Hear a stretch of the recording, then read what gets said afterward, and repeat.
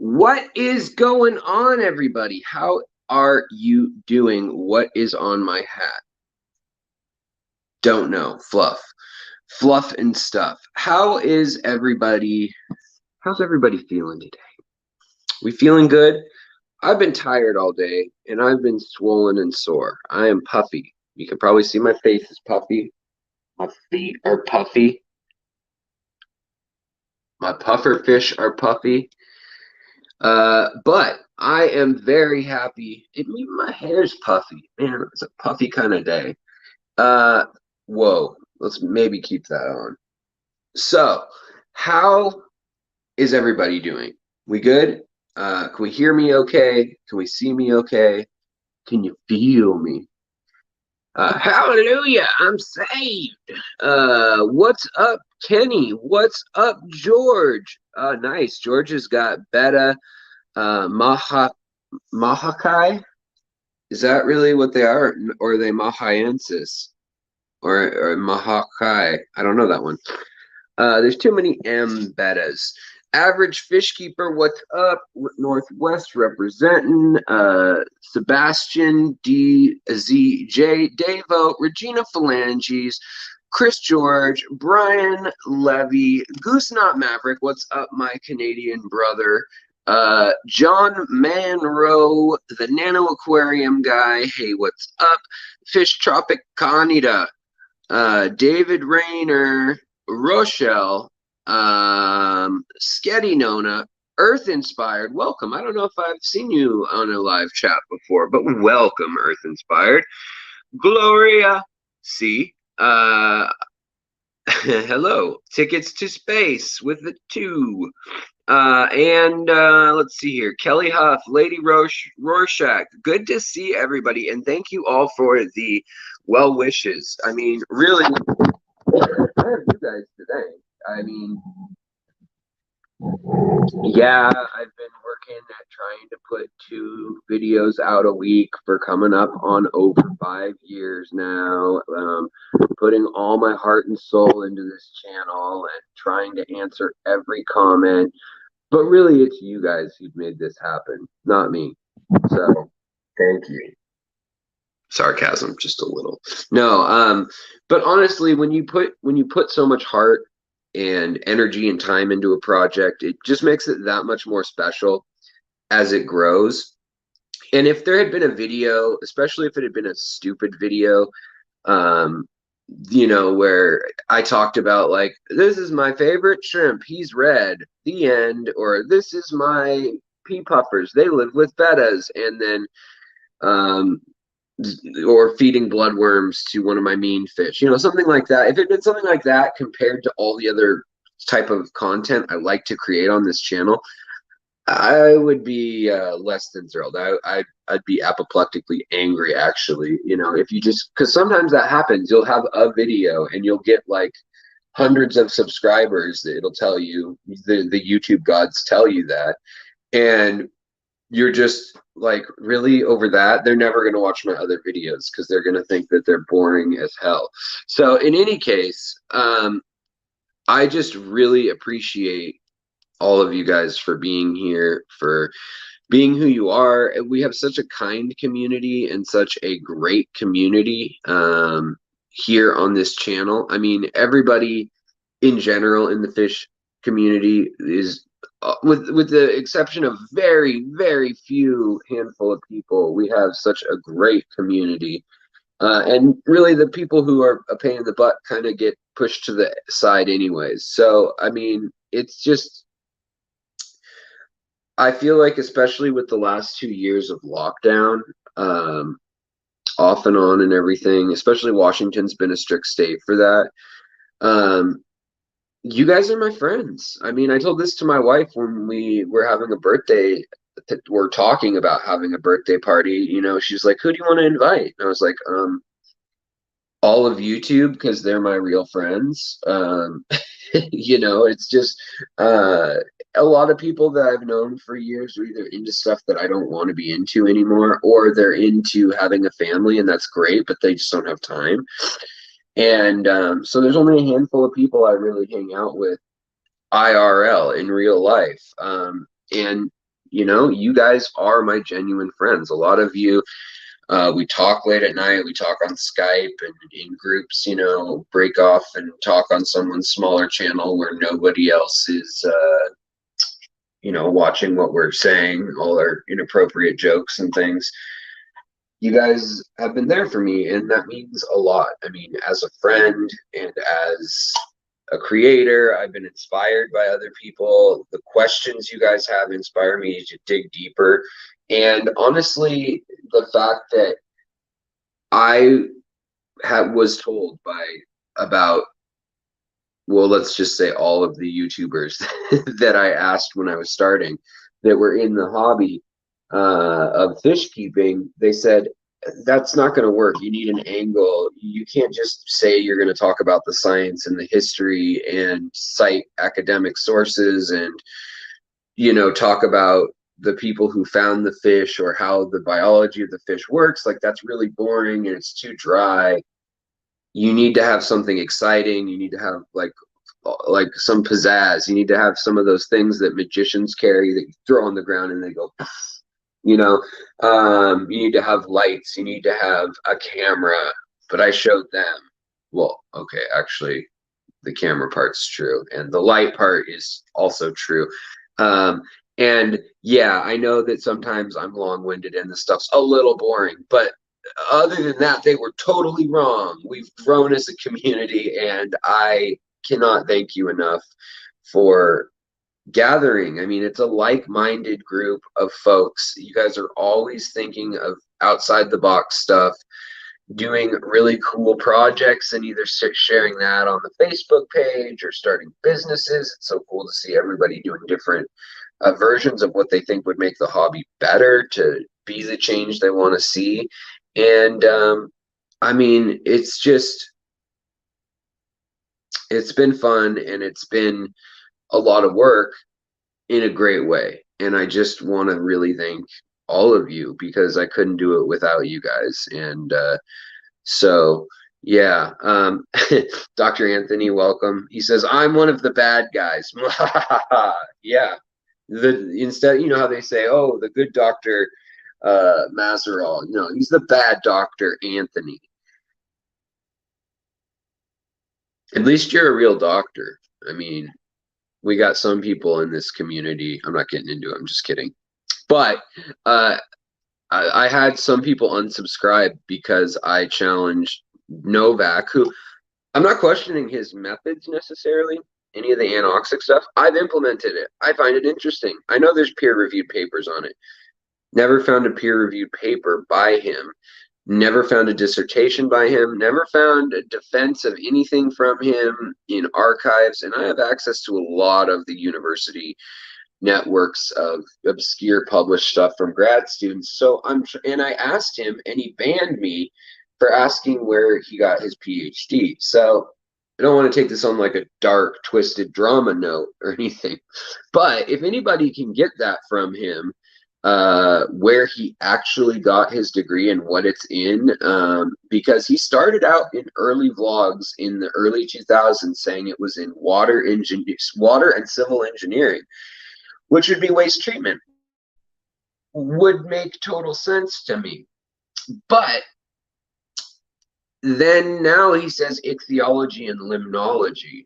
Limnology is an extremely specialized field of basically water quality and water traits and water dealing with things in water, essentially the quality of water, particularly fresh water.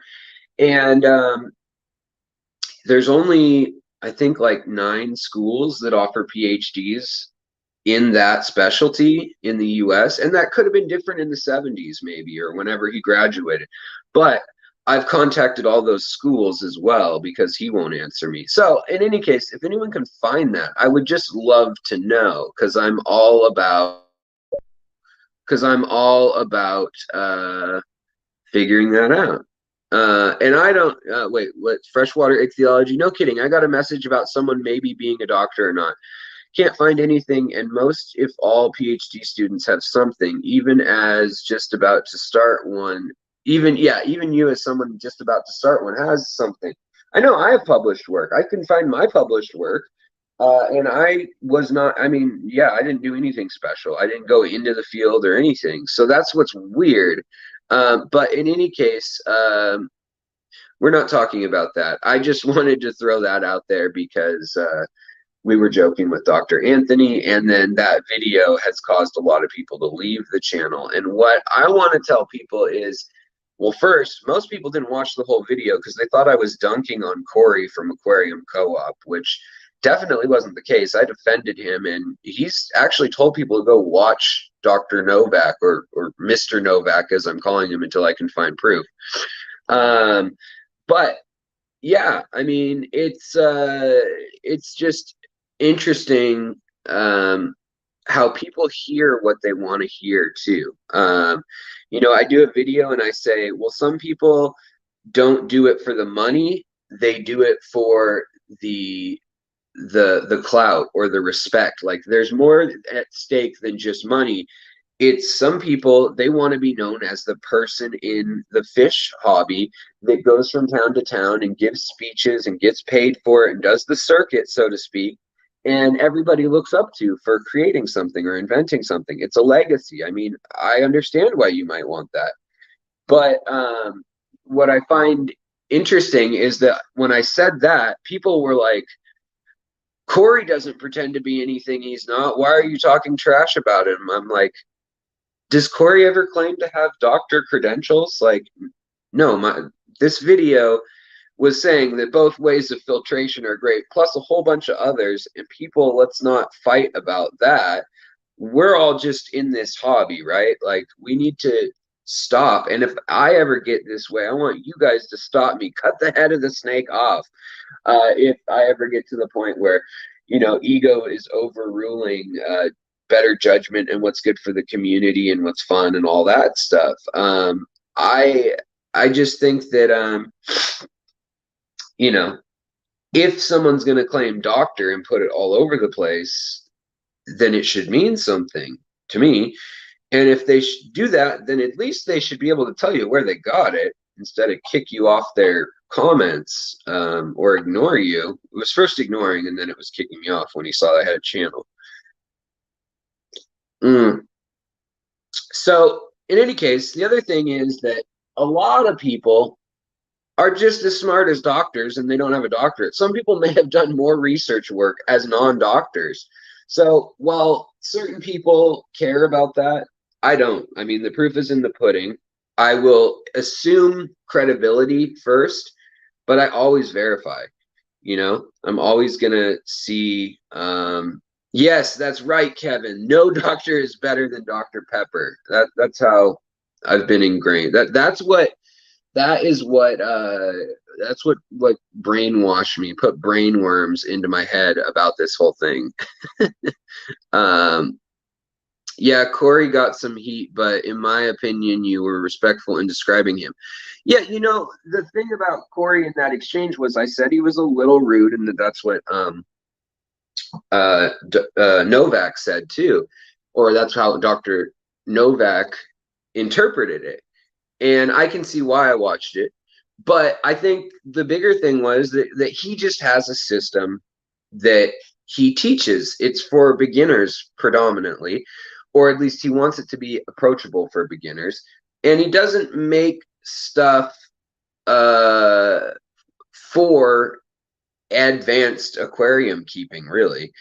It's more entry level. And if that's his business model, that's fine. And also, I mean, he said it himself. And whenever in the past I have had critiques of the Aquarium Co-op or Corey, it was things over like that it's called a co-op and that it's not a co-op, or things like that I said he was doing it for his brand and not because he loved X, Y, or Z or was super passionate about it. And that I just felt that that showed sometimes, and that people feel let down when they think that somebody is really engaged and in love with something and kind of a role model, and then something's different from that. And so we're not going to go on and on about this today or anything, but I just wanted to touch on that for anybody who thought that I was dunking or criticizing Corey, I really wasn't in that. In fact, that I went out of my way to actually defend Corey and said, you know what, he's a businessman. If you don't like that he's a businessman, don't support the business.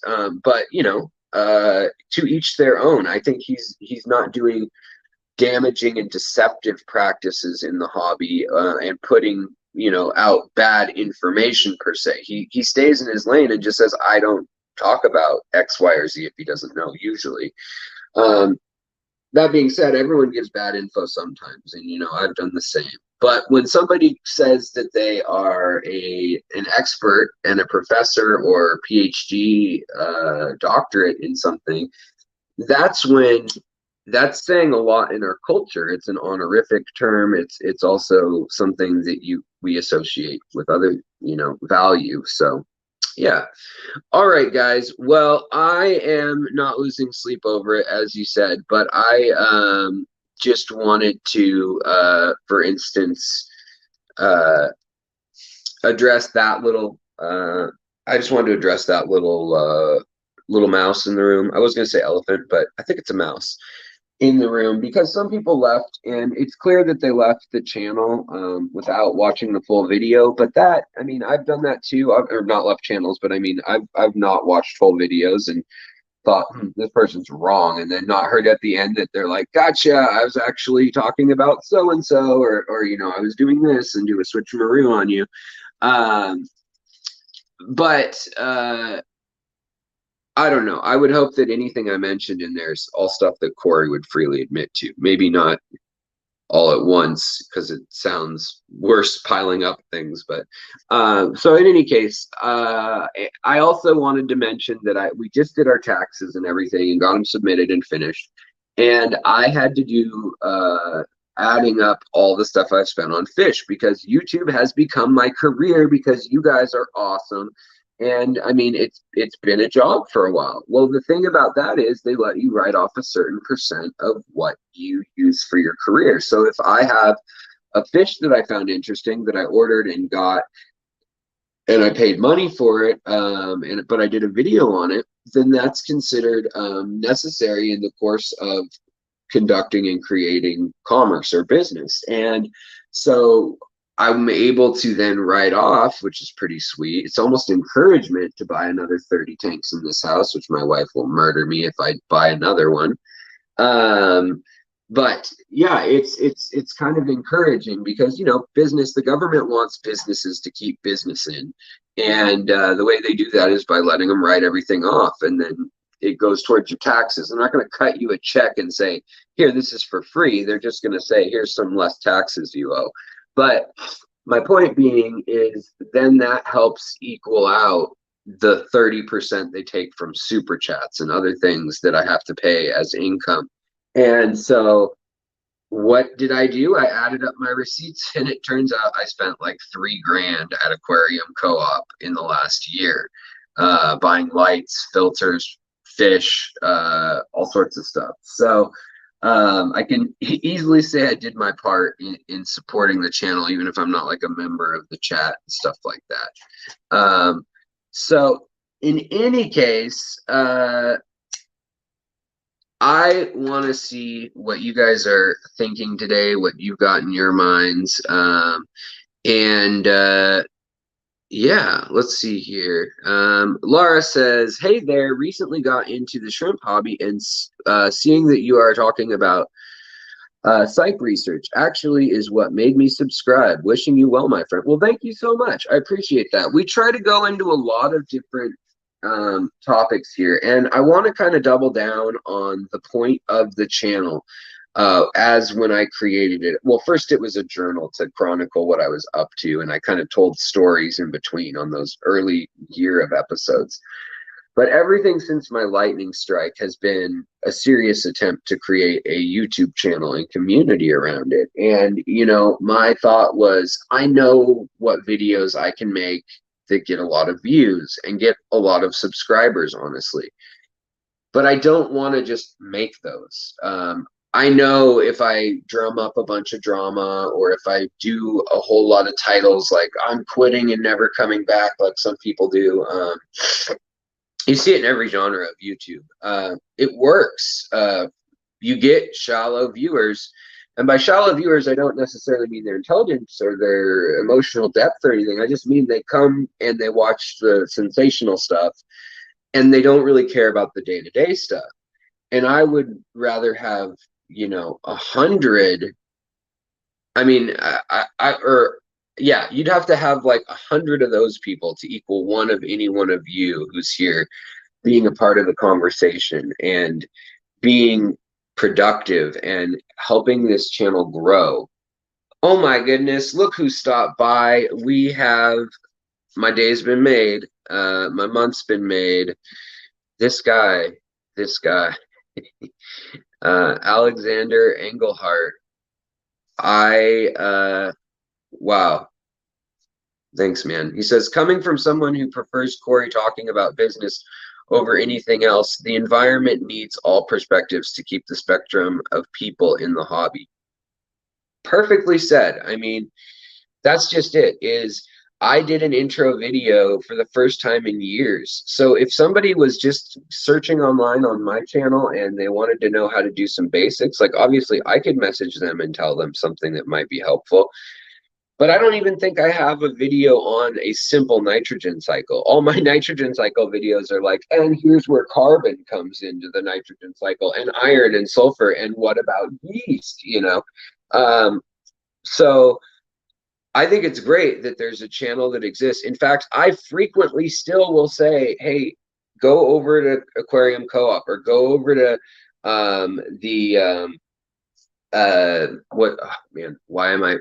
thinking of his real name, Mike at Aqua Pros, and go over there and watch their videos and get the basics or get the good. I mean, they make videos, even Dustin's Fish Tanks, who doesn't really do a ton of videos anymore, but he laid down a lot of basics for people that were really actually pretty good science covered in a very easy to understand way that teenagers, adults, whoever was interested could probably wrap their head around it. And I think that's super important. I think it's really important to get those people in the door.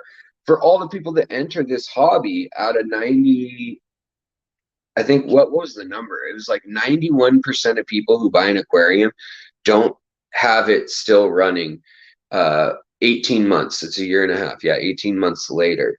And it doesn't surprise me when you look at the number of betas and like cheap setups that they sell. And also, like in the last video I put out, kits. I mean, they don't give you the stuff to succeed. So then you go back and forth, and then you're wondering, you're wondering what in the heck is going on and why this is dying and why this is happening. And it can be really hard to find good information. Also I saw Rochelle, thank you so much for the $5.99 super sticker. You rock. Drinks on Alex. Yes, exactly. If I could buy you all a drink with the money that Alexander Engelhart just dropped, I would buy y'all a drink. How about if I run into you guys at Fishtoberfest or the Triple Crown? I'll buy y'all a drink. Yeah, Alexander, come do water changes at my place, please. Yeah, for real. Oh, and that's another interesting point. Mark says, I work on fisheries with several PhDs. I've never heard them ask or to be called doctor. Only time I see them called doctor is when they make professional presentations. Yeah. Or it's more casual just in the sense that, like, it's, I mean, I think it's a good thing to do. It's just like calling Dean master fish breeder. What does that mean? Not much. There's like 40 of us in the Seattle club that have that certificate. The fact that he's done it for 50 years, he's a good fish breeder. Is he the best in our club? Well, there's different ways to breed fish, so I don't say there's like one best or anything usually, unless somebody's getting something to breed that no one else can get to breed or whatnot. But what's interesting is that, that accreditation or the title, King, Duke, Sir, Esquire, how much it has, yeah. So Brian says 91% of people with at least 3 aquariums, however, Yeah, no, that's the thing, is that 9% who got into aquariums, and even if 90% leave or whatever, that 9%, oh, we go hard, and we're in it for the long run, and I think that's what makes it really interesting. That's like 3 drinks. Yeah. True. I guess that's true. It is like 3 drinks. Well, Dr. Peppers for everyone. I'll buy 12 packs of Dr. Peppers and I'll hand them out. Pennsylvania Fish Preacher, what's going on? Uh, Amazon Research Center for Ornamental Fish. I changed my first name from Anthony to Doctor, so call me by my full name, please. Dr. Anthony.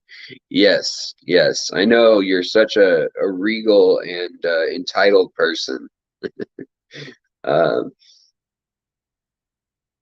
well, it's not like I say, there's things you can call an archaeologist, like an idiot or a fatty, lazy, and I don't require that any of you guys address me by those things, but I could.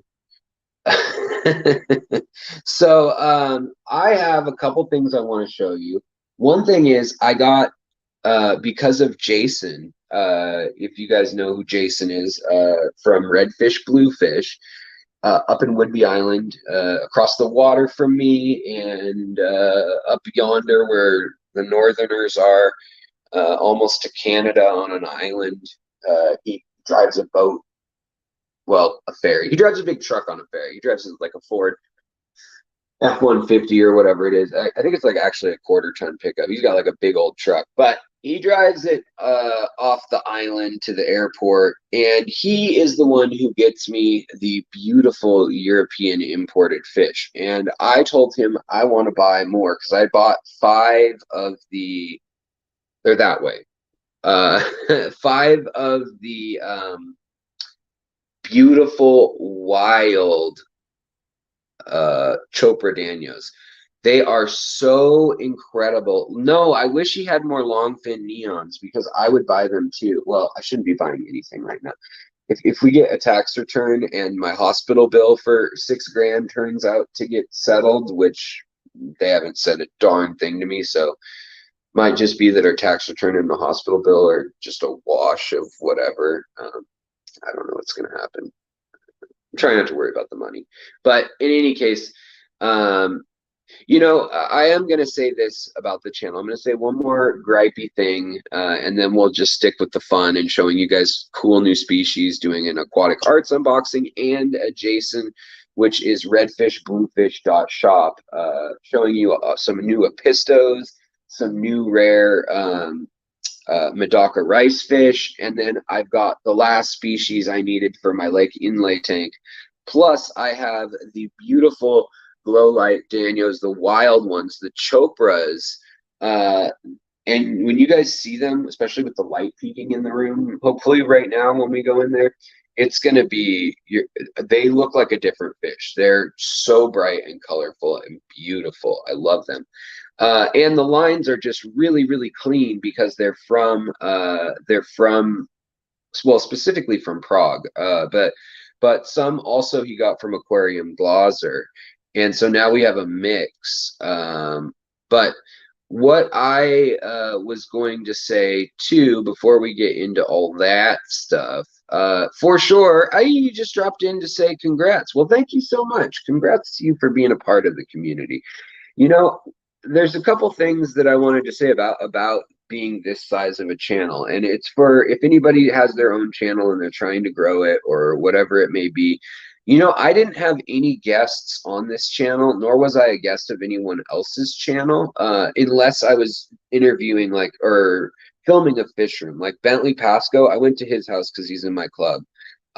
Dean the fish breeder, I filmed his fish room, but then I wasn't allowed to share it because of basically, like, I'd filmed it, Dustin had filmed it, and then I think Corey and Aquarium Co-op basically kind of made a deal with him where they were going to start filming and splitting some of the earnings and stuff. So they wanted to leave that content for them.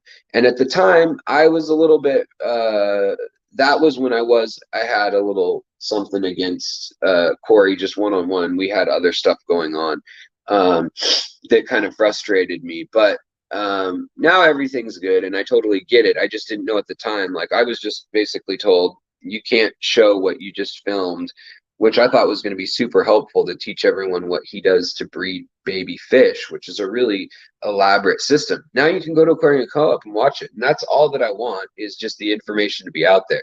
If I'm ever frustrated that I can't release something, like when I filmed down at the Florida Aquaculture Lab 5 years ago now, almost 4 years ago, when they had bred the flame fish, and they'd also bred the tang and the Pacific powder blue tang, and they were able to breed them totally in captivity. So beautiful, so moving to go in there and to see the babies. And I had to keep it quiet for 4 years.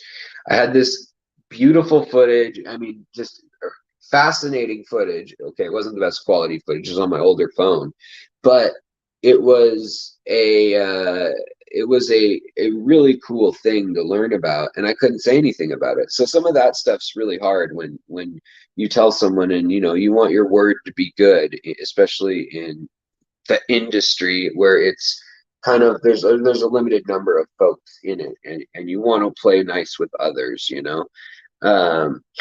so there's been a few moments where I've had something really cool that I want to share. And in fact, one of those moments is going on right now, and I can tell you guys all fully about it very soon. But I have a really big announcement that's going to impact the entire hobby quite a bit. Millions are going into a project, and they've hinted at it and everything, and some people may already know, but regardless, it'll be really exciting when I can openly speak about it to everyone beyond those who just kind of know a little or part of it, because I've been doing the part of the web design for the company that's going to be involved in something new. But I'm gonna leave you guys this hint because I'm excited today, and that is that there are multiple people working on breeding literally hundreds of thousands of Neocaridina and Caridina shrimp on American soil. They've imported the lines, and they're going all the way from scratch lines here in the US and trying to replicate what the folks in Taiwan and stuff have done. And that means they're going to live so much easier in our tanks. All those Caridina I got from the Garden of Eder from Grant Eder, all of them are still alive that I received. They're all doing absolutely great, and they're Caridina. All of them are Caridina. And so people like him and projects like his that are being well funded finally are going to get rid of a lot of the issues we have in the hobby, or a lot of reasons why they die immediately for a lot of people. If you have hard water, or if you have other issues. The other thing that's going to be happening in the hobby is there's going to be a giant move from yes, like a functional aquabid. There's going to be another site that will be working to allow folks, whether it's stores that are independent, no, like Petco, but whether it's small LFS that want to sell things, or home breeders. And then there's going to be a whole lot of other information tied in, like how to take care of things, info sheets, every invasive species that is out there, all the Latin names, the Latin binomial nomenclature, which feels like a redundant phrase, but the Latin names, and like some of them have a dozen common names, but they're all going to be searchable, indexed, and have care sheets and stuff like that. So it's going to be really cool once the full scope is revealed. I may not even know exactly how in depth it's going, but the gist of it is you'll have soon that'll be announced where it is, where you sign up and all that. And soon it will be set up so that you'll have a wish list and I have list. And it could be something specific as like, I want a blue-eyed lemon Pleco with long fins. I need a male. And when someone has that, it'll chime. And you can also put a list of all the fish you keep. And maybe you're not breeding them right now, but somebody's like, I got a local fish store in Pasadena, and I need, or I'd love to find a source of Cory stir-by. You guys chat, and then you fire it up, and you get going. And then beyond all that, they get the same prices as the big boys get. Or big ladies, but I feel like saying big girls or big ladies is like an insult, whereas big boys sounds less of an insult. In any case, where the big people play, and they'll be getting basically where it should be $60 for shipping overnight, sometimes 70 for a lot of people. They're going to be kicking that down to like, well, this was a while ago that I heard it being talked about, but kick that down at least half, and that would be for you to yeah. Apparently I have an email from Dr. Mazral Dr. I'll be right back. Maybe you guys will still see me. I don't know. I'm just trying to figure out if I can check my email.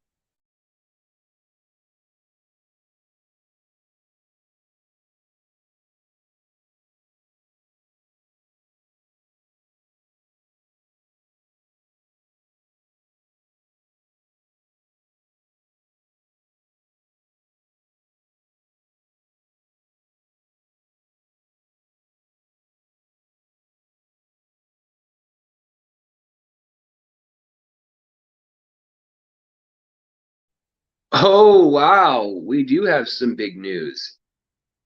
I don't know if I'm going to say anything. I'm not going to say anything about this big news right now because basically I might try to undercut the market on this one. So no, I can't even say anything about it. I gotta talk to Dr. Anthony first.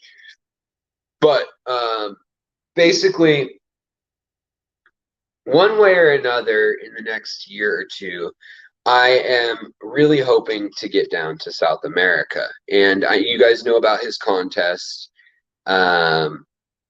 You guys know about his research center. And then the other thing is Ivan. And these were like, and I am so honored to have kind of like an invite to those places, like if I could pay for it. And the deal was like, I don't know if I can afford it, blah, blah, blah. Well, now it looks like there may be a way where by several different means at this point, between Ivan and I having the nonprofit and needing to do some business and things like that and wanting to do some collaborations and things, there may be some avenues for getting down there, as well as other plans of just filming content and being able to write things off. So I guess my point is that I've been real run down because of the back surgery and the lupus and all these other things that have just hit, and no bottom teeth and, you know, infections and all these problems that I've had over the last 6 months or so. Well, really several years, ever since the lightning strike. But I feel like I'm getting all my ducks in a row, and I think the most reasonable place for me to go, if I were to go down there, is Iquitos in Peru, where Dr. Anthony is.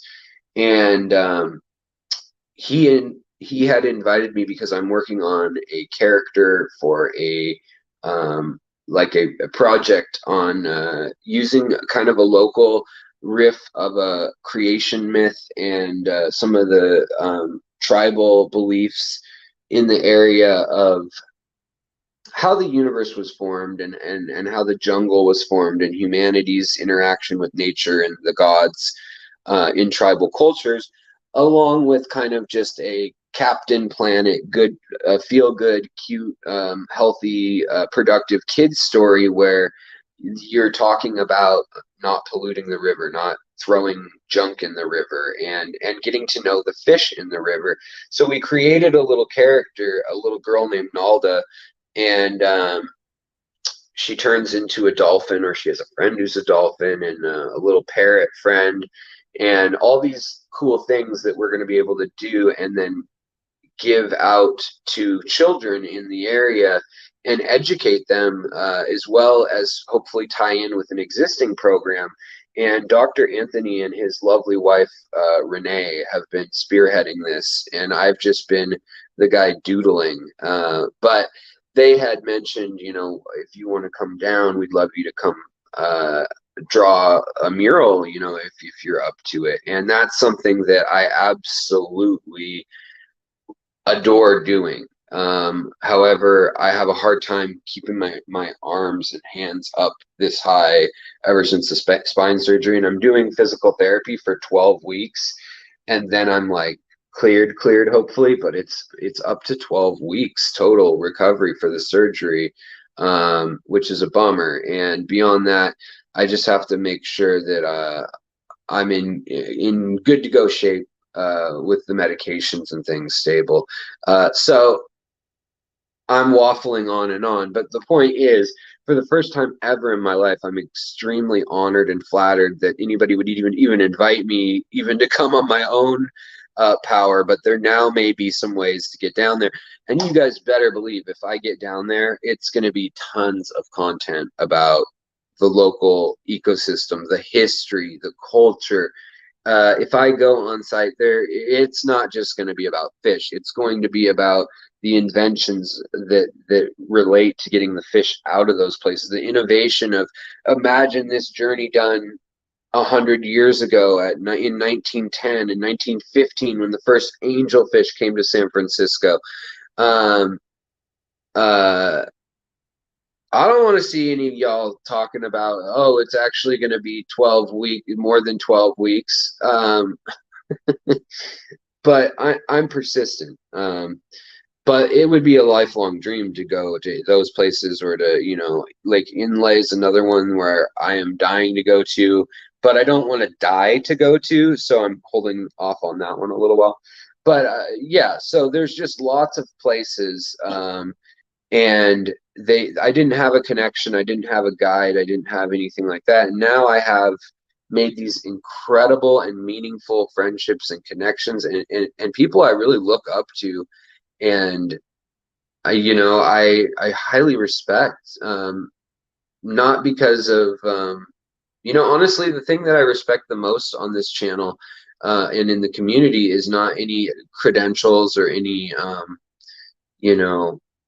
title or popularity on YouTube or anything like that whatsoever. It's the compassion and the kindness that you have, and equally as important is the drive and how excited you are to learn or to teach others. And I think those two things, I mean, if you've got those, we're going to be like lifelong friends. And yeah, so, I didn't know what I would do with this channel in the long run when I had to really think about it, where I'm going with it.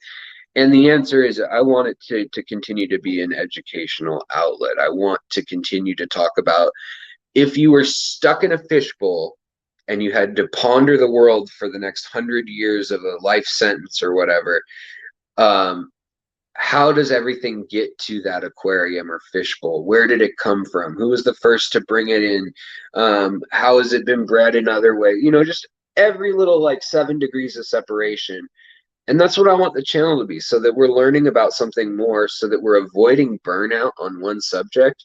And I think that it's just a sustainable model for my mental state, so I don't get tired of, hey, I'm the guy who does nanofish and I only do nanofish. I want to be able to talk about anything that's interesting, anything that you guys are all finding interesting, any common things that come up, I want to be able to talk about. And the other thing is, I'm also, yes, fish news you can't use. Exactly. That's what I want to talk about.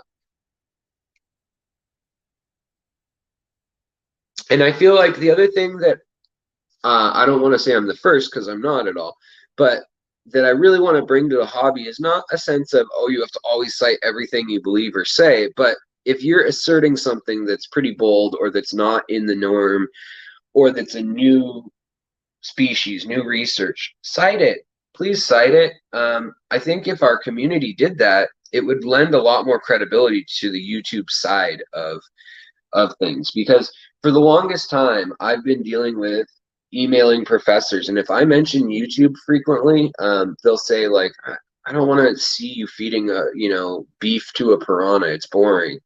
Is juvenile or whatever. They have this maybe unfair. I mean, definitely unfair in a lot of channels. But you go watch Catch 'Em All Fishing or something, and it's very valid. So I think that there is it's understandable why we've been shunned. Oh, hi, honey. Look, I have a bag full. Yes. So the reason I'm in the kitchen, let's get to that. I've ranted and waffled long enough. But hey, that's enough from the peanut gallery over there. Are you done peanutting?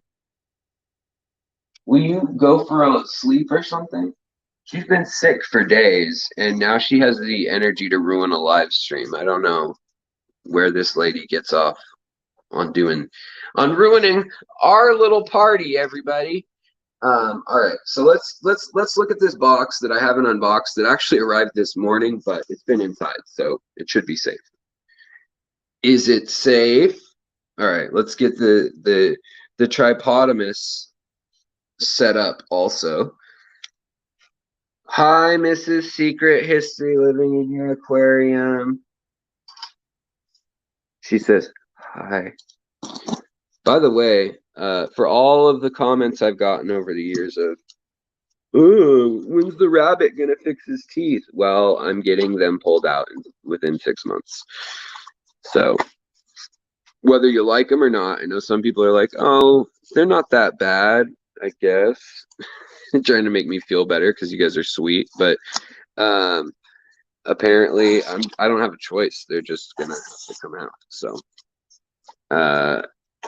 too many of them are not lined up and all that jazz. But we're gonna unbox some Medaka Ricefish, the last fish, I'm dancing now, the last fish that the biotope tank needs. And to be honest with you guys, this biotope tank, when I put these fish in, I'm not going to quarantine them because I really trust the people at Aquatic Arts, and they set these fish aside for me 4 days ago and have been observing them just because I was like, please don't send any Rasbora, rummy nose Rasboras if they have, and I had like a list of really demanding constraints, like if they're not the bluish gray, if they're just the silver gray, that means that they've been line bred, and I want the most diverse wild line that's in the hobby that we can get. I want the Taiwanese or the Hong Kong ones, not the Vietnamese or Indonesian or Malaysian ones, because they have crooked backs frequently. And not that they, when I asked them that, they're like, we don't even order from them. I haven't since the first time we tried it. I'm like, oh, okay. But yeah, I was pretty demanding. So they're going to go straight into the tank. But you guys are going to see so many freaking fish in a 26-gallon biotope. And they're all the right fish. And all but one of the carpeting plants and another plant that you can't even see because it's got algae and it's just not doing well in there. Every other plant is plausibly in Lake Inlay. It's at least in the valley, the Shan Valley. And there's very few pictures of what's in the lake, but I've found scientific survey listings of the plants. And that's all the stuff I put in the tank. So this is a biotope tank that I'm going to enter into one of the biotope contests for real, one of the international ones. And I'm really excited about it, but we're going to definitely put these fish in today. And then I don't want a crazy nitrate spike that just kills everything or causes stress. So, or just off the wall algae. So I have to say, we're going to put the fish in. It's going to look incredible and overcrowded. And then tonight I'm going to like vigorously have to take half of each species out because of what I ended up being able to source. So is this for one of the aquatic conventions? It's not. It's just going to be at-home pictures that I take that are used for judging. They let you. Usually they'll let you have 3 or 4 pictures, and it's like a side one, a top one, a front one, and then a stylistic one. And yeah, but we'll go in there and we'll look at that soon. Let's just unbox what we've got coming because tubbing season's coming. And basically, whenever I refer you guys to Aquatic Arts, the link's in the description. And right now, the link is History Secret 15, no spaces, all caps, and that gets you 15% off Aquatic Arts stuff. Plus, we do drawings from time to time. Like it used to be quarterly, but now we're kind of looking at maybe every semester, every 6 months, basically. But that's probably going to change back now that they've moved and they're getting settled in their space because things just went haywire. They lost their marketing person and then they moved people around from one company to another, and it's just they've had so much going on. You'll notice that Aquatic Arts had been kind of just like, they've got some stuff. They got some kind of okay stuff that they normally have. They're going to go like take off like a rocket soon because they're doing all this sourcing of breeding in the US of really rare stuff. And I'm really excited to like partner with a company that's willing to do that. Just like when we were talking here, I shop at Aquarium Co-op because Corey is the only local fish store in our entire state that gives benefits to his employees. That's why I'll pay $2 more a fish there than at other stores, honestly. And at the end of the day, that I care about the hobby as a whole, and I think setting that standard's awesome. And you got to deliver good fish though when that happens. So it's pressure, and I see why not everyone does it. But yeah, would I be better with golden white clouds or yellow guppies in an outdoor tub? Do the white clouds, please, please. I almost drank this upside down. That would have been bad. And yes, I have Dr. Pepper, but it's warm, so I grabbed a Mr. Pibb. Let's switch this baby around. That didn't switch it around. Let's switch it around for real.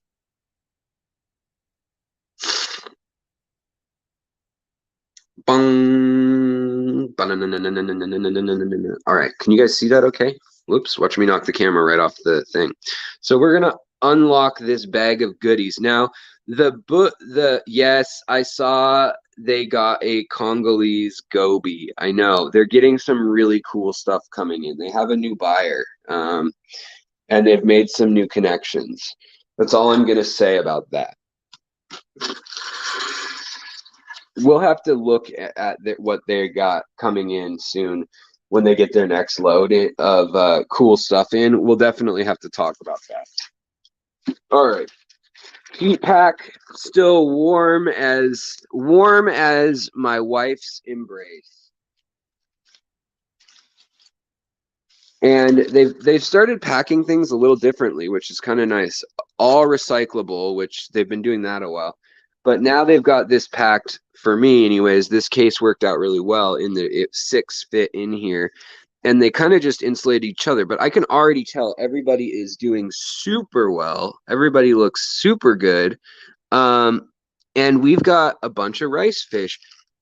Let's start with these ones. So these are going to be the rummy nose Rasboras, and there should be 9 in here, and they're young, so they may not have their orange nose. These are Sabwa resplendens. These are for the lake inlay tank.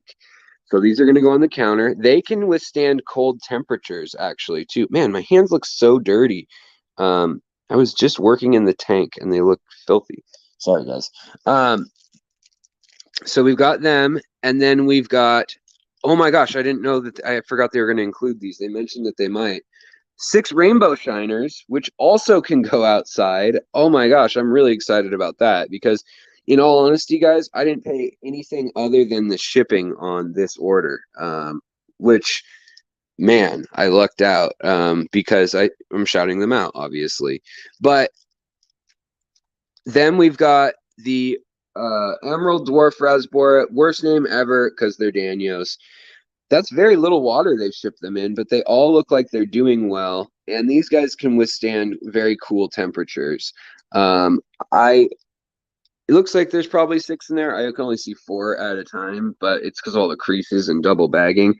And then now for the stuff that I'm pretty excited about, we've got the new platinum Ricefish. Now some of these have a gene where they get a yellow cap head, and that's the new group of their new platinums. Just a heads up, they're not really listing that publicly because it's not I guess it's not a big deal, but see that yellow in the tail fin?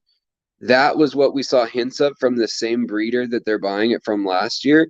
And now we're starting to see some of them getting bright yellow heads with that beautiful white body. So I've got 6 of these or 5 of these.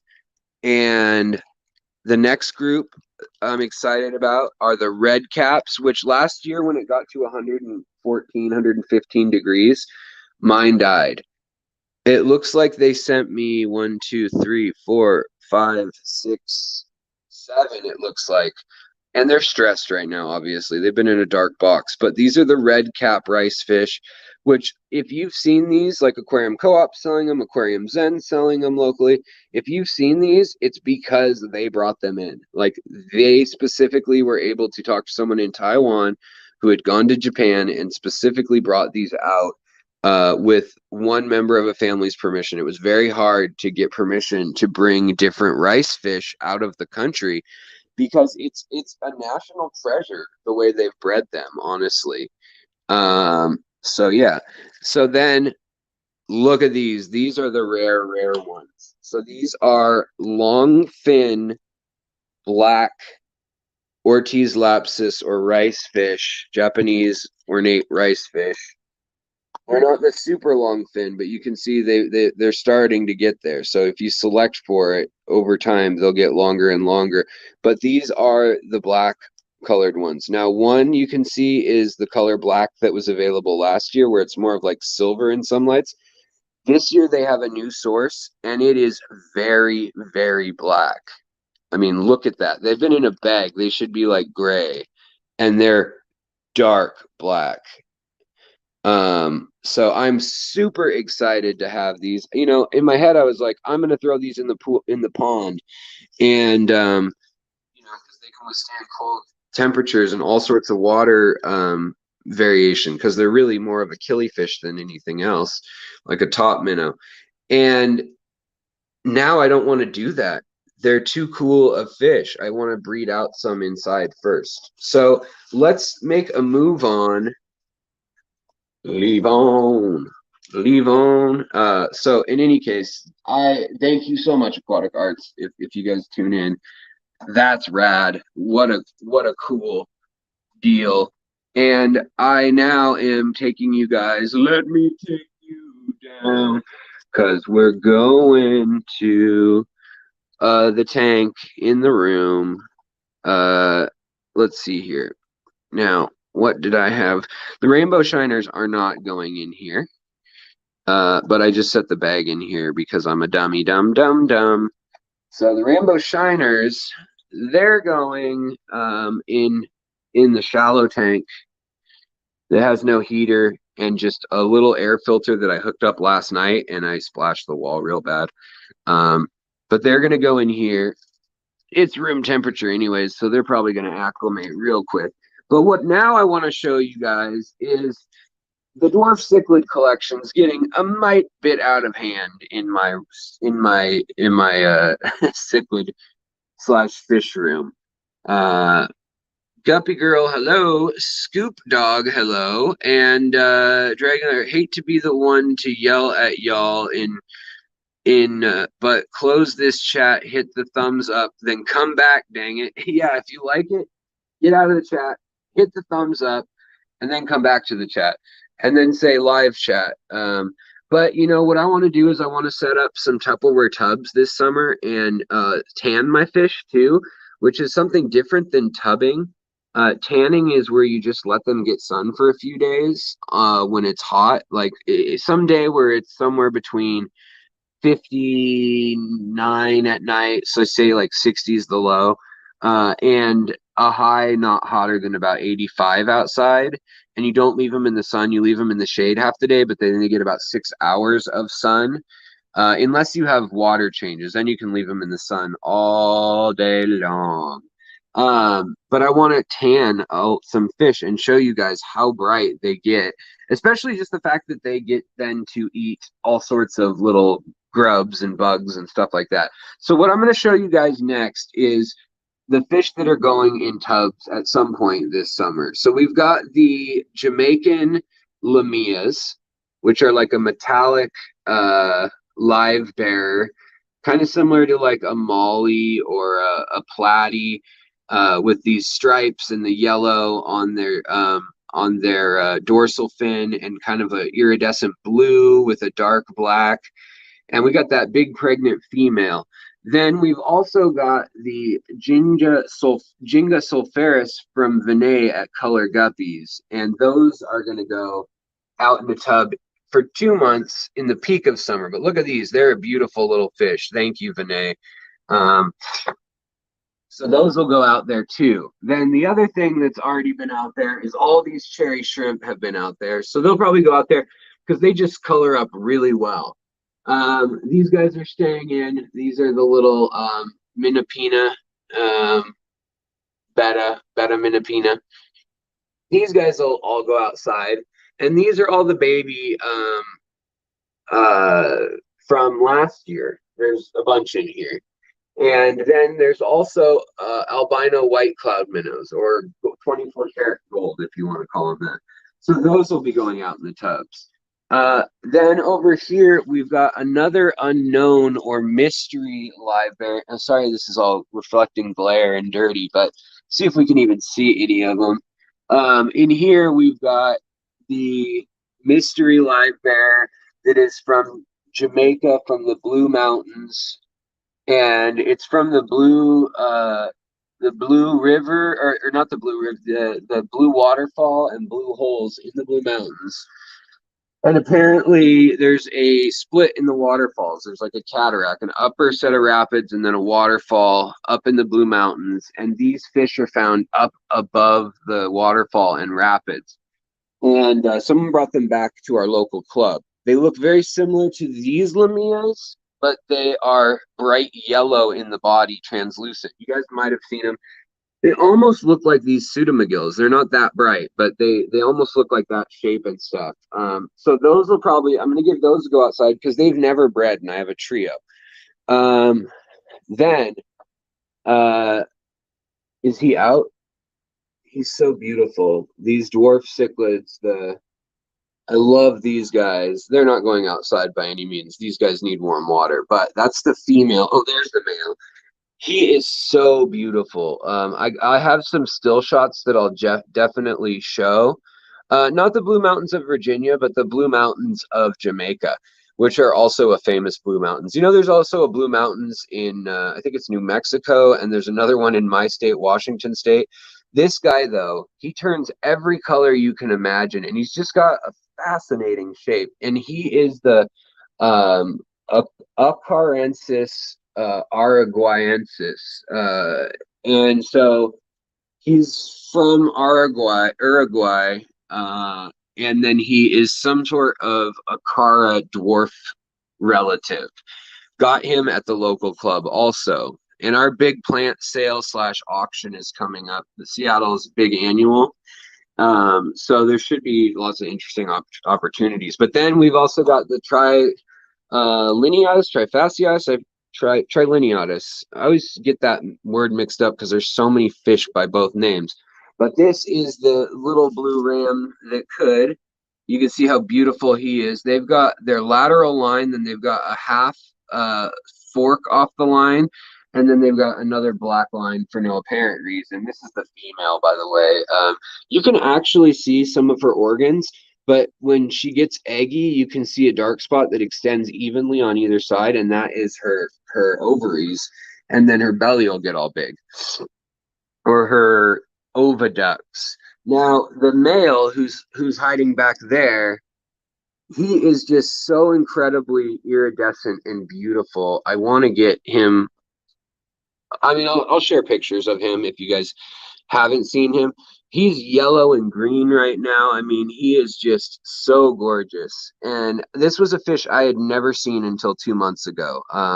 He's purple, blue, green, and yellow, and in beautiful tapers. Just so cool. And the female's pretty too. But in any case, so I wanted to show off them. And then we've got all the pencil fish that are breeding like, I don't know why they're breeding so crazy, but whatever. So then this whole tank is going outside. All the adults of those babies up there. All these guppies went outside and were from outside from a viewer of the channel who lives about 2 hours south of me. She took a line of my guppies like 5 years ago. She took 2 lines, my tuxedo, orange tuxedo German ones. And then she took, or what were they called? Koi tuxedos. And then they were crossed with a German orange. And then she also took my Endlers and she kept them separate. And then this is where the bell bottoms have evolved from that I've been breeding out now for over, well, a few years, since she's a year and a half since she gave me this line back. And then I crossed it with some other ones that I've had for a couple years I've been working on. So then we also have Rosy Barbs in here and gold barbs too. And those will go outside. Those bred really well outside in tubs last year. Really, really easily. Really simple. So those are a no-brainer. You can see them through the glass in this tank. Then I need to make room for all these little let's move the light so we can see them, but these guys are all colored up, and I know there's a lot of algae in there, but that's what seems to make these grow the fastest and be the most colorful. It must be anthocyanins and carotenoids that are in the actual little critters that live in the Sawassertang and algae, because these guys just grow algae. Whatever tank I put them in, they just cause algae to grow like crazy. Even when the nitrates are not that high, like 30 parts per million, boom, goes crazy. The parents, on the other hand, are in here and they have another group of babies. So, and there's a million Malaysian trumpet snails, which means Alex is a dummy and overfed, assuming the babies were in there. So I used aquarium co-op fry food, which that stuff I really love. I buy it in bulk. I buy big bags of it and then refill this. But it's ground up salmon and other like fish from processing facilities where they make human fish food and other stuff. And what I'll do is I'll squeeze it in, and when I saw all the little free swimming babies, I kept putting it in for every day for a week. Well, the babies were eating like one piece and then calling it quits, whereas these guys will eat every single piece off of there. But these are the Lake Turkana jewel cichlids, and I know they're not colorful now, but they're the brightest red fish I've ever seen in freshwater. Then we move over into this tank, and Alyssa Bentley, if you guys know her online, she is going to come get my macrostoma bettas. Looks like we're dealing with 2 males and a female. I think this is the male, and I think, or one of the males. I think this is the female with the wider head and the bigger belly. See that belly? But I don't know for sure. They're hard to sex early on. And then there's the third one that's a little questionable. But they're getting, they're probably, I mean, they're set back in the tank a little ways, but they're probably pushing 2 inches now. And this is the Indonesian tank biotope, minus the ember tetras and minus the cories. So there's a couple cories in here, panda cories. But then we've got the cool Pethia gularis or gularia. No, I think it's gularis. And then also the purple blah blah blah blah blah. Why can't I think of their name? Rasboras, and then their normal version, also glow light Rasboras. And then in here, this is really an open tank. So this is where I don't know what's going to go in here, but we've got a couple plecos, a couple, and it's all messy, this tank. There's a couple guppies, a couple plecos, a couple Coach's tetras. I mean, this is just a mix match, riff-raff, well-planted, 5-year-old tank at this point. And I just scoot stuff aside and find weird fish in here. Oh, look, an orange Venezuelan catfish. Um, so, yeah, this tank is full of just interesting randos that have ended up in here.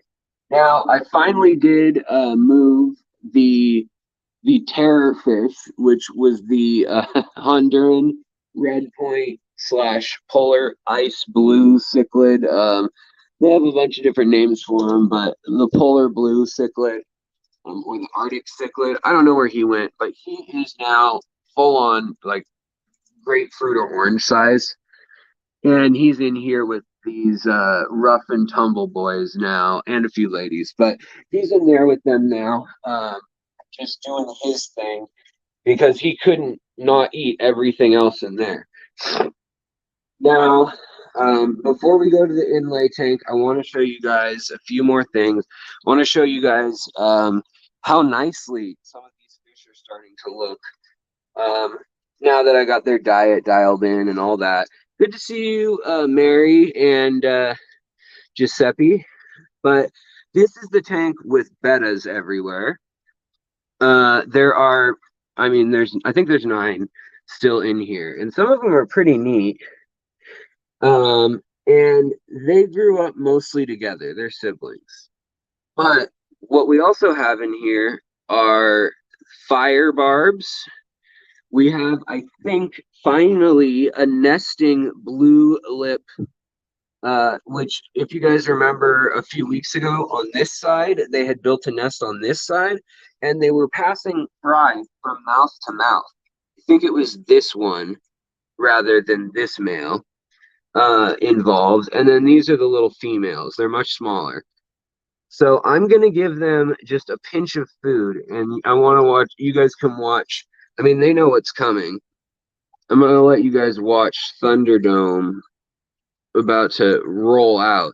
So we've got crebensis, we've got petricola catfish, we've got these bluemouth buffaloes, which get way bigger than 3 inches, as I was told, 3 to 4 inches. This fish is back in there. It's the length of my freaking hand, from this finger all the way to my palm. So I'll have to measure that, but I think that's like 7 or 8 inches. This guy's even bigger. And then, yeah, so we've got the cribs, who are colored down as white right now, which is really interesting. They've done that in this tank with the sand. And then we also have the petricola catfish that'll be coming in. And we've got all the bettas that are up top feeding. And these are, yeah, Synodontis petricola, just to clarify. I don't know if there's any other petricola, but it's kind of interesting. The females of this species are so small. And then we've got some new fish right here. And I think these are going to end up being eggs that got lost from the big tank over here, but I don't know. We'll have to see what they are. But whatever they are, they're holding their own as youngins. So here come the petricolas. They're so beautiful. The cuckoo, or sometimes reverse or upside down catfish. And then the fire barbs, or the 7-line African barbs. They're just beautiful. They're from the Volta River and also the Congo. And they just, I mean, they hold their own. They don't put up with any crap from any other fish. I mean, look how orange they are. They're beautiful fish. I love them. And then this guy, when he's happy, you can see beautiful reds in his pectoral fins, yellow in his caudal fins, yellow eyes, the blue lip, and then he'll have greens and blues in his side. Whereas the subdominant male has a female pattern, which is interesting. And then the females you can differentiate because they're way smaller. But this subdominant male is trying to still show off. You can see he got part of his tail bit off by this guy. He's trying to show off a little bit on his corner, but not too much that this guy comes and tries to just rip him to pieces. It's very interesting behavior. Happy fish have emotions. Don't get me started, Dr. Anthony. Okay, so then we've got these fish that Jason from redfishbluefish.shop. Y'all know he's on Woodby Island in Washington, and he is the dude who imports from Europe, which no one does because it's stupid expensive. And he just, yeah, it's what he do. But these are Kaite Apistos. They're also known as the Kaite River Apisto Grama, or the Kaite River Dwarf cichlid. And they don't have your typical yellow female like a lot of Apistos. Mick N might know more about these too. And they don't have your typical like band over the eyes like the females often do. And they don't have bright yellow females with some other color, like colorful male.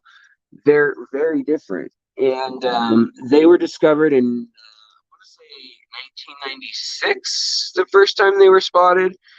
And actually, the next one I'm going to show you guys, Ivan Mikolji was the first to photograph the other one. So this is a male here, I think. Oops, sorry, I didn't mean to smack you, buddy. But there's some over here in the corner. I know that corner's got a bunch of I got excited, guys. I was gonna clean all this off and do a whole video, but instead I just decided to show you guys a sneak peek now.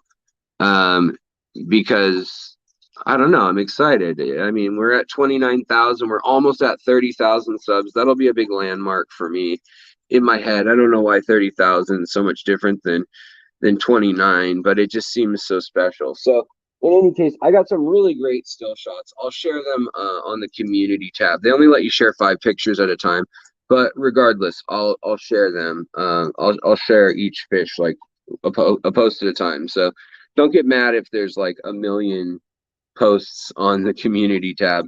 Also, they started using this in just 24 hours, which is great. The one cave that's in here. And it looks like they don't want to come out to play. But they are a pretty little cichlid, and I really like them.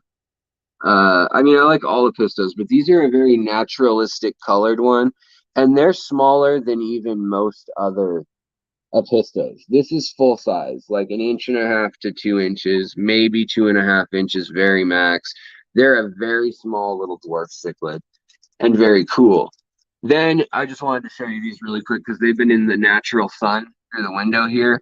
But look how red the chili rasboras are right now, just from the getting real sun, and they've been being fed from the ponds outside, the little micro yummies that I find them.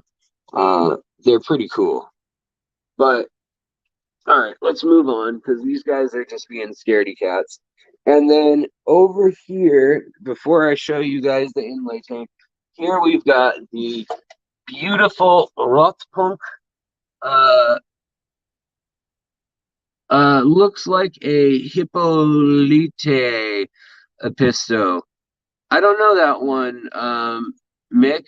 These came from the Czech Republic, all of them, I believe. So it's whatever trade name they gave Jason that he's working off of.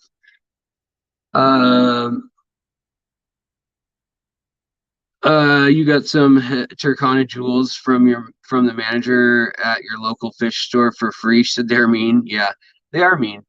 They are rambunctious. So these guys are called the Rotpunkt, and the reason they're called that is because they're rotten little punks. No, it's because they have a really cool red speckling on their face, and they get it on their shoulders and face, and a little bit on their chin and cheeks.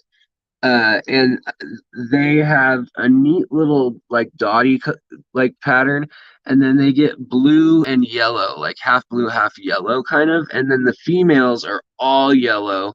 I think that's the female. Let's feed them and get them to come to the top. I think the females have some all yellow. Oh yeah, you want that, don't you?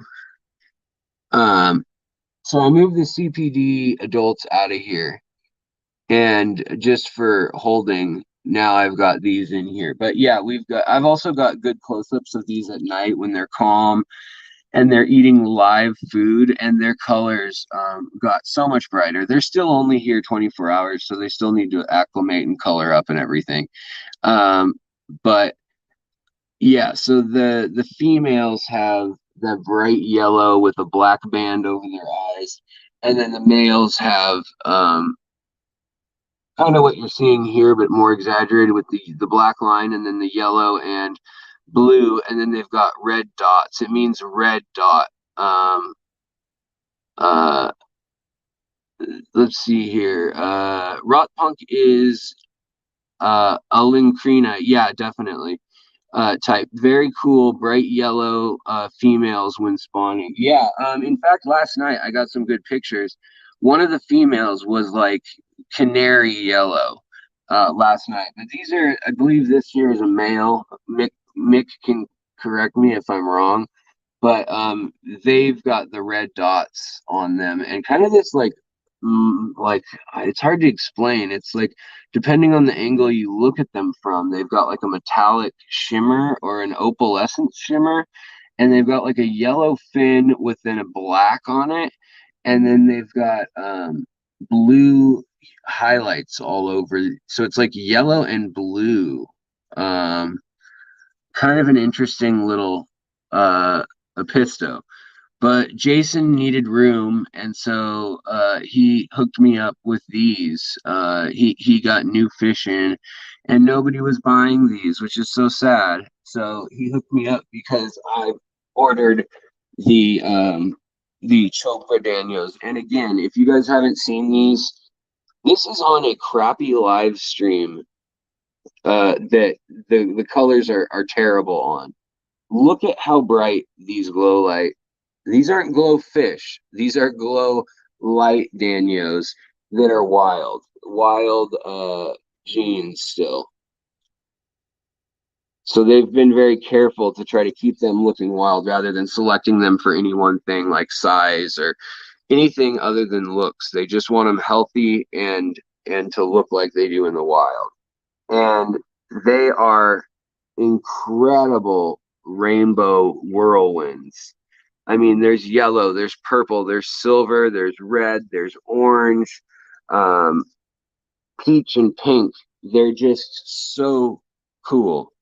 And they're in there, too many of them right now for the tank size. But I was going to say, man, when I let these guys go, so then we're going to do some rummy nose Rasboras, which are the Sabua resplendens. These guys are young. I might actually, looking at the size of these, I might actually have to grow them out elsewhere. No, actually, they'll be fine. They're the same size as the Rosy Barbs. These are a great gourami that gets overlooked in our hobby, but they are the thick lip gourami, and they're a really cool red gourami that's very peaceful, and this is full grown. The males stay actually very small, like maybe 1.5 to 2 inches. And look at all these. Let me get the bag out of the way light wise, but look at all these glow light Danios. They're just incredible when you see them at the right angle. They're just incredibly beautiful fish, especially for like a $4.99 to $5.99 fish. They're just so cool. So again, I'm growing out these, which have little blue flowers. I've trimmed some and replanted them. And then we're going to have, along with this herd of 20 CPDs in here, and the gouramis, we've also got the Lake Inlay Loach, which is the red tail. This is the giant female, the male's teeny. And then we've got rosy loaches right here, and the female is the spotted one right there with the fat belly. And then the males are the skinnier champagne to neon orange, depending on their mood. And I'm really looking for some crustaceans or shrimp or anything that is invertebrate from Lake Inle. There are some species, but I can't find them. But other than that, the wood, even the stone, is something that could be the quartz. Uh, Everything in here other than this plant here, and then where's the other one? Did I already take it out? Oh, the Tonina.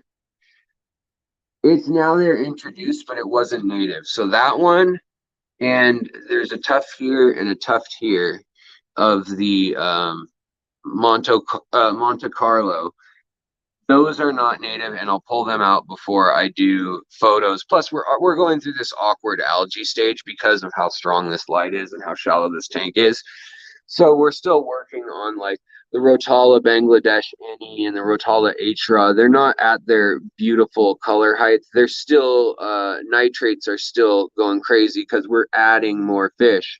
I think I'm going to make a video about the truth about high-tech tanks and how much work they really do take when they're still new. They're cycled, but they're not seasoned, if that makes sense. There's plenty of filtration, there's plenty of plants, but I mean, just man, this tank is going to be so cool, especially when, and then we got the erythromicrons in here that are going to be in here too. This is going to be just my dream tank.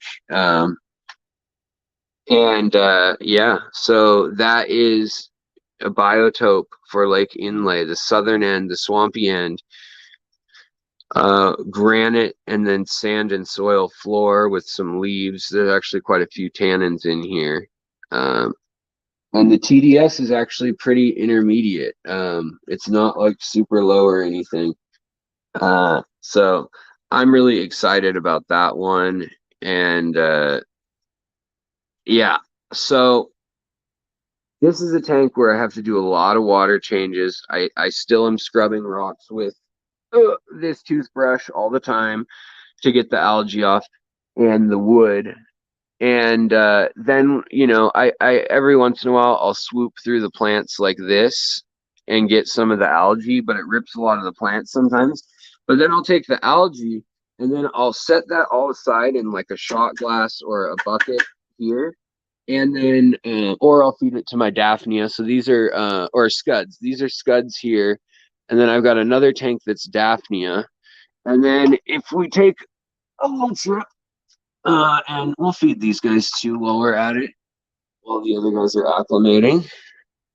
And then I'll do a whole release video probably on unboxing these guys where basically we're not going to unbox them. We're just going to look at them pre-colored up and then see how they look afterwards. I'll probably film that tonight right after I get off of here.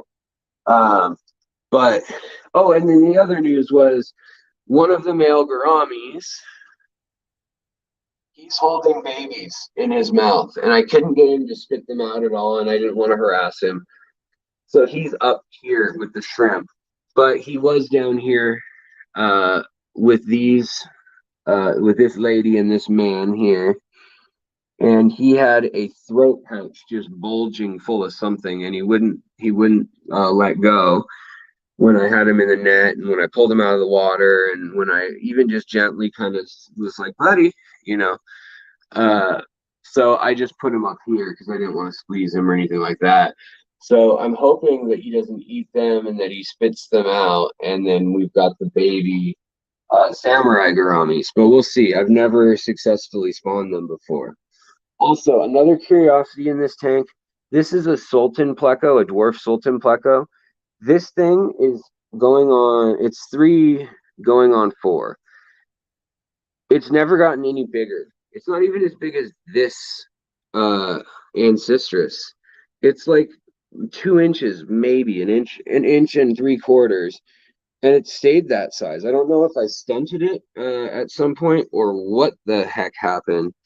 Yeah, they do look like leaf fish. They're similar. They're anabantoid and labyrinth fish. So I mean, they all kind of look similar that way. the different fish in that group. Okay, so this is the other frustrating story. I moved this fern in here. It was doing great. It was like so happy to be humid. Well, now it's too humid and it's now dying again and just shedding everywhere. Um, I don't know. This Boston fern really does suck. I mean, just I'm over it. I don't know what to do with it. It's done. It's dead to me. But yeah, oh, here comes the inlay female loach again. They're just a beautiful fish. They're a really inexpensive fish. And the males all have a crooked back because they were isolated for a few 100,000 years. And apparently it didn't do them any harm to have a crooked back. But the females usually have a straight spine. The males have a crooked one. And they both have beautiful red tails. The males have a line down their side that's pretty cool, and then the females have the maze pattern or the dots, the freckles. Um, and then in here for now is a Siamese algae eater to help eat some of the algae off the rocks and stuff. But she'll be vanished to another tank when I start taking pictures in about a month of this tank. But I definitely need to grab some of these glow light Danios, and I'm just going to try to breed them because they're so beautiful. I'm going to breed them in another tank and make more room. So that's what's going up with me going up. Aquamate, what's up, brother? Yeah, the yellow Boston fern. It's not just temperamental. It's like it has hissy fits. I hate that thing. Hold on one sec.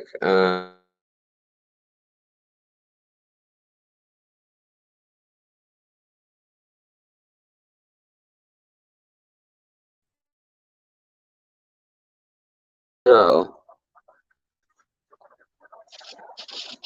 I want to show you guys. This was 10 minutes of collecting.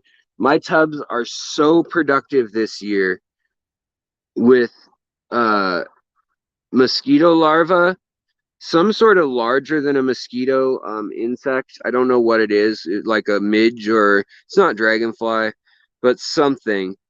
And then we've got all the little bloodworms or um, the little nymph worms too. So that was 15 or 20 minutes of collecting with a turkey baster at night with a flashlight. And that's what I've been feeding some of my fish to make them look real colorful and pretty. But these tubs are about, oh, and check out the magnolia tree, just beautiful, inspiring stuff by nature.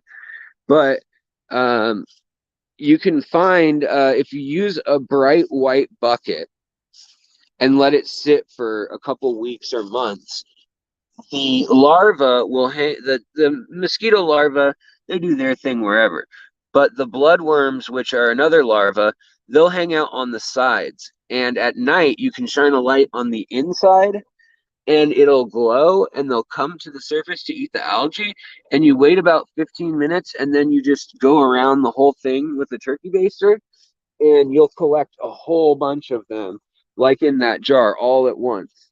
And so that's one trick. And then in here, these were the tubs from last year that have just been getting rain and flooded. I guess you guys can't see because of the reflection, but these also are all full of the same thing. So I need to drain these down again a bit. They've got notches in them so they don't overflow. And then this one, which I took the fish out of and then just left it there, but didn't really think about it. The gutter out of overflows here. So it just totally fills, and that tote's just ruined. I mean, it was like free. I mean, it seriously had no lid, and so somebody was like left it at our place when we were moving that helped us. But this tote, we're starting to look like we're building a camp, like a homeless camp here. Better be careful. But yeah, this tote here, I found some least killifish in it last night when I was looking for mosquito larvae. You can also put nets under the mosquito larva. Like if you just carefully stir everything up and then slide a net in, all the other stuff will fall on top of the net, but you're still going to catch the mosquito larva when you pull it up at night. And so that's just another little way to catch them. Or you can put like pantyhose over a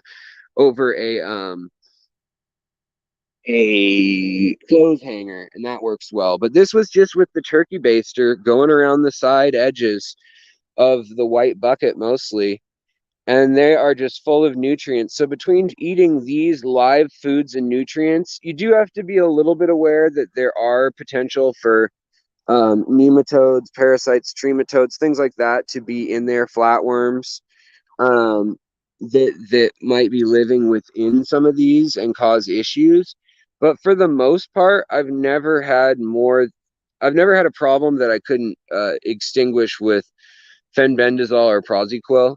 Now, if anybody else has had heard otherwise or had other experience where like mosquito larvae harmed their fish, I'd really like to hear about it, because they are a vector for some, transmission of other stuff. And if you're not careful, some of these larger insect larvae, even just the big mosquito species, they can actually kill your fish. They can hold on to a baby fish or a baby shrimp pretty easily and just demolish it with their sharp teeth, their mandible things that they've got.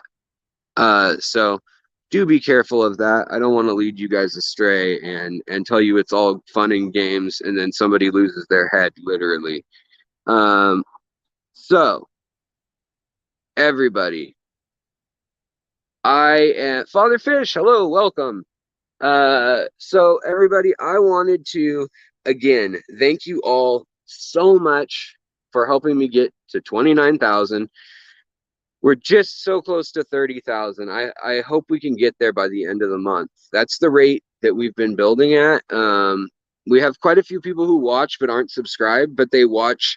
They're not unique viewers, and they watch as much as, if not more than, some of y'all who are subscribed, which is very confusing to me. I'm sure all of you watching and interacting here are like, higher up in the rankings than them. And I thank you so very much for that. I really do. There isn't a moment I take for granted about this. Really. So thank you so much. Rico Stan, what's up? I just noticed that you're here, and same with Chance Larson. Great to see everybody who came out. SC, also good to see you. So I don't have too much more to say. Sage P. Lindsay, Snooch Booch, what's up, buddy? So yeah, I don't have too much more to say. But isn't that tree gorgeous? It smells so good too. I like your videos. They're extremely informative and detailed. I learned a lot from you. Well, thank you, Fearless One.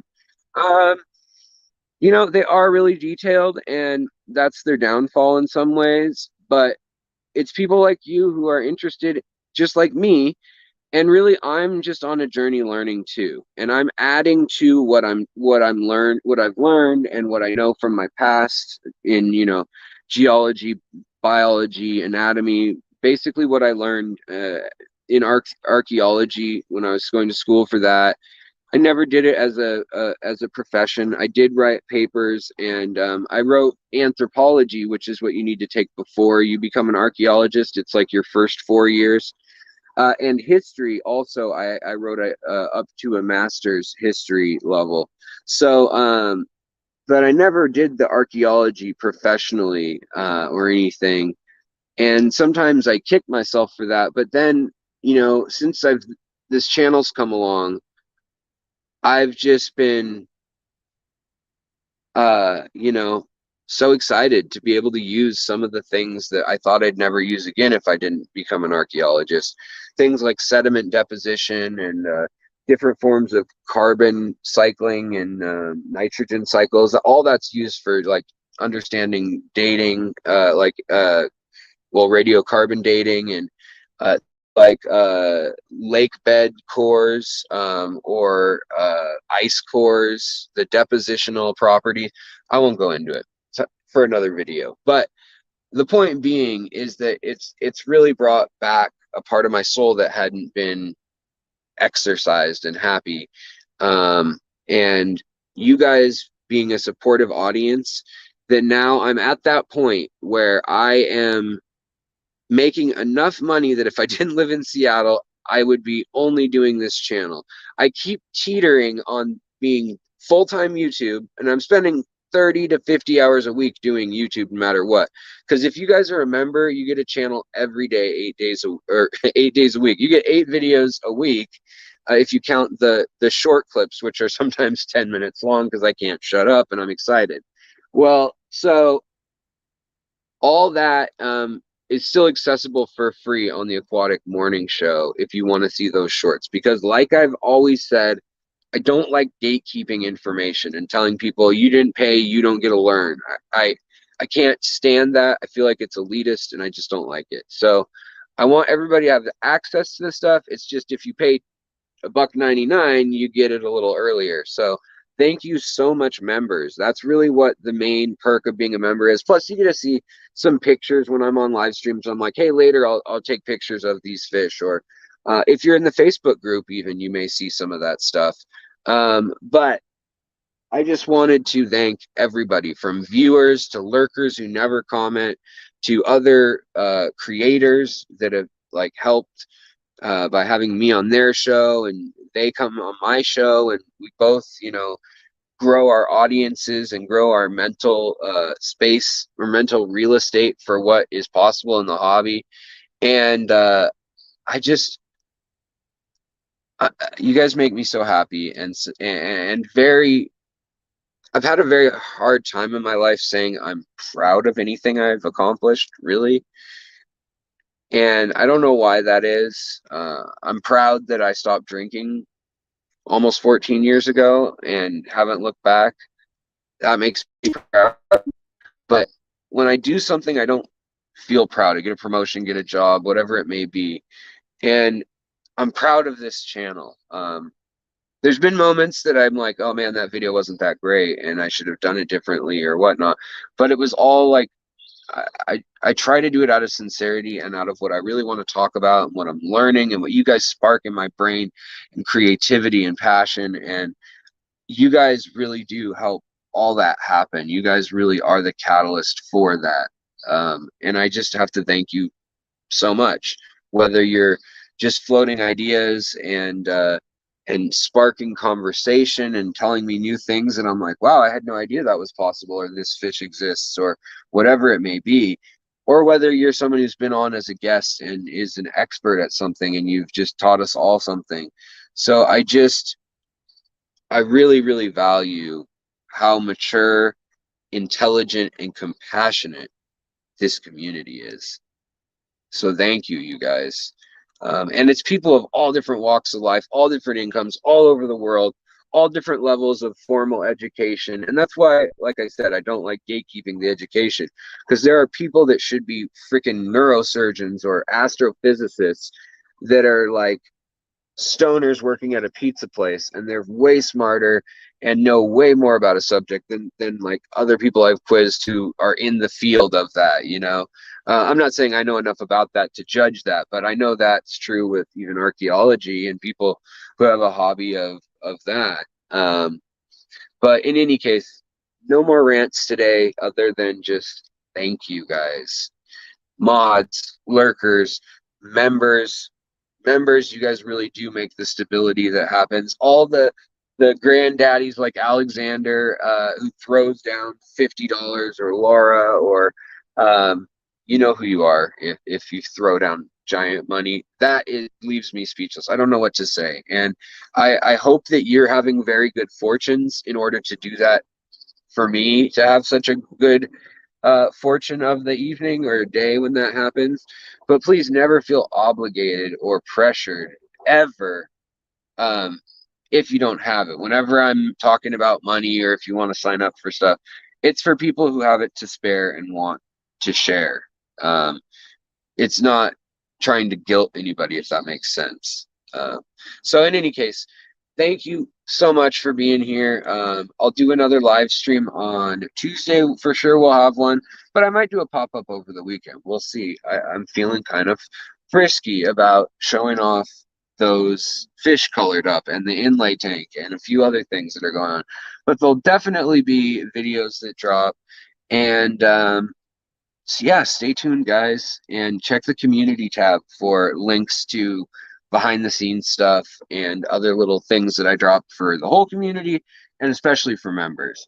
Lucas is up next or now, and I'll let y'all go. So have a wonderful night and take care, you guys. Much love. I really can't thank you all enough for what you do here. Thank you. Bye.